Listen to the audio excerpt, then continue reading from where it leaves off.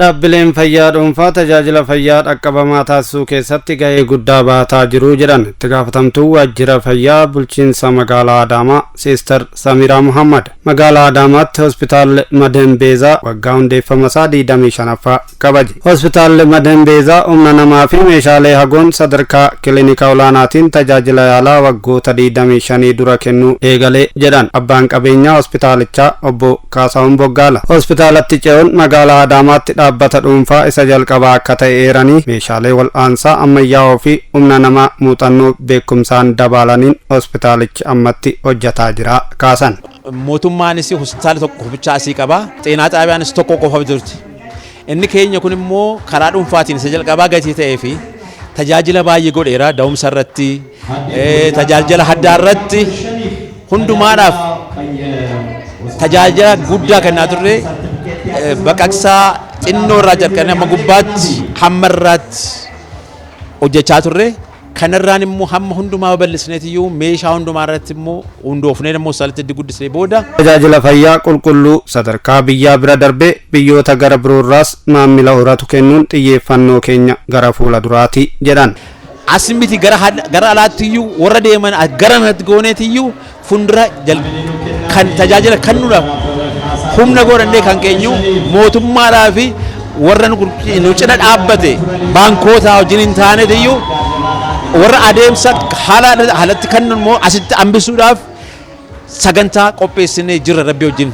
Hojjettoonni fi hooggantoonni hospitaalichaa akkasumas qaamoleen hawaasaatii fi gaggeessitoonni mootummaa saganticha irratti argamaniiru. Itti gaafatamtuu waajjira fayyaa bulchiinsa magaalaa Adaamaa Sister Samiraa Muhammad mootummaan seektarii dhuunfaa tajaajila fayyaa irratti akka bobba'aniif hojiilee jajjabeessuu hedduu raawwatee jedhan. Kanuma bu'uura taasifachuun akka magaalaa Adaamaatti hospitaalonni dhuunfaa waggoota dura 2 qofa turan amma irratti 10 gahuun tajaajila fayyaa qulqulluu fi dhaqqabamaa taasisuu keessatti shoora bahataa akka jiran ibsan. Investimentii fayyaa babal'isuu keessatti gaheen magaalaas baay'ee olaanaadha. Amma irratti gara hospitaalota 10 kan dhuunfaa akka magaalaa Adaamaatti tajaajila uummataaf kennaa jiru. Kana jidduuttis dhaabbilee fayyaa kana akkuma reef kaasne kan mootummaa qofaan qaqqabamaa gochuun tajaajila qulqullinni isaa eegamee hawaasa magaalittiidhaafis naannoo isii kan jiraniif kennuudhaaf gahaa waan hin taaneef mootummaanis kana qabatee dhaabbilee fayyaa dhuunfaa investimentii fayyaa keessatti akka hirmaatan jajjabeessaa jira. Akka magaalaa keenyattis lafa hospitaalota itti ijaaran osoo naafin seeraan akka fudhatan taasisaa jira jechuudha. Kana jechuun seektara dhuunfaa jajjabeessuun investimentiidhaan jajjabeessuun waan akka magaalaattis cimee hojjetamaa kan jiru ta'uu isaa kaasuun barbaada. Hospitaalli Madembeezaa immoo isa jalqabaa damee dhuunfaan hundaa'e ta'uu himanii sochii galma Smart Adaamaa kallattii fayyaan qabatame haala milkeessuu danda'uun dhaabbilee fayyaa mootummaan walmaddii kanneen dhuunfaafis deeggarsaa fi hordoffii taasifna jechuun dubbatan. Smart Adaamaadha karoora galmoota qabannee san jiddu galeessa godhachuudhaaf leenjii gaggabaaboo kennuu, orienteeshinii kennuu ogummaadhaan illee deeggarama magaalaa teeknooloojiidhaan fuuldura jirtu taasisuu keessatti gaheen dhaabbilee fayyaa dhuunfaas baay'ee olaanaadha jechuudha. Baay'een isaanii gara siistamatti ce'anii tajaajila onlaayinii kennuurraa kaasee tajaajila waraqaarraa bilisaa kennuurraa kaasee gaheen dhaabbilee fayyaa dhuunfaa baay'ee olaanaadha waan ta'eef kan immoo deeggara jajjabeessaa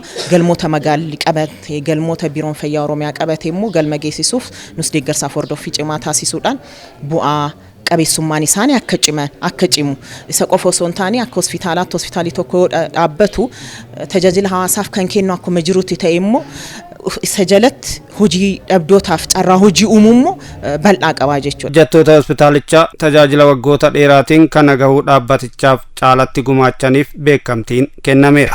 Mana kanatti waggaa 20 hojjedhe. Qulqulleessuudhaan hojjedhe. San booda immoo hojjettoota baay'ee keessa hojjedhaa ture.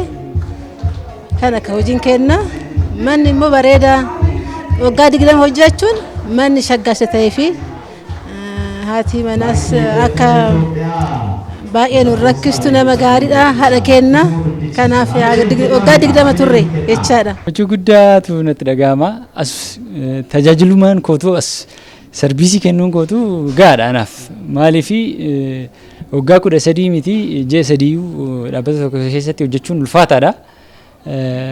waggaa 13 anin ture maaliifi manni kun mijataa waan ta'eefi sanirraan immoo guddina hojii waan naalaachaa deemeef jechuudha. sanii fi qusannaa homaa malee beekumsaa fi waan hin danda'u hundaan itti tajaajilaa jira. Saniifan haga ammaa as turuu hin danda'e. Beekamtiin sun naa kennamu kiyyaaf guddaa galateeffachuun barbaada. Hospitaala Madimbeezaa abbaa qabeenyaas dabalatee hojii gaggeessituu olaanaa Siistar Maqdas dabalatee jechuudha.